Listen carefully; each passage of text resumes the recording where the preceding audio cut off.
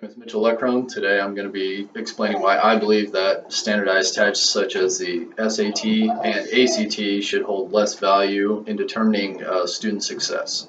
My audience is here to witness my speech and give some feedback. So one of the first things about standardized tests is that anxiety plays a big role, and test anxiety, as you see in my PowerPoint, is a major part of this.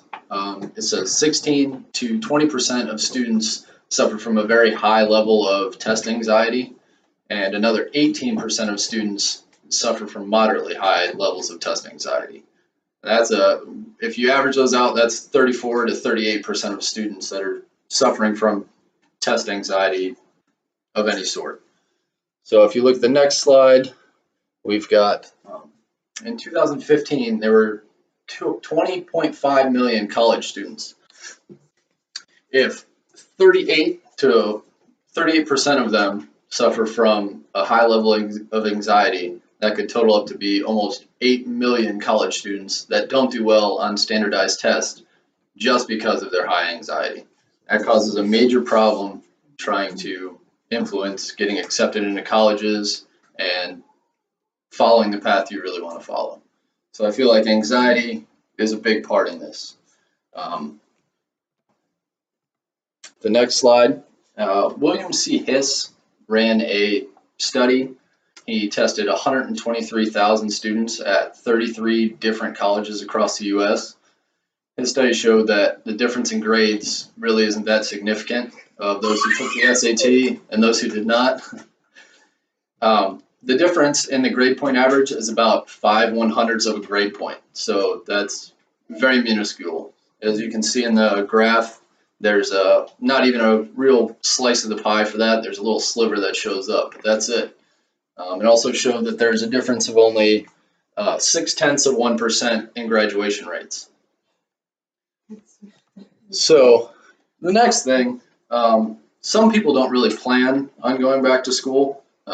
So they never take these SATs, ACTs.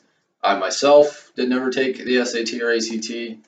When I decided to go back to school, it was almost 8 years later. So trying to take these tests after being out of school for so long would have not done me any good. I barely got out of high school. I didn't think I was going to college because I did not do well in high school. I had a 1.7 cumulative GPA, which barely got me out of there.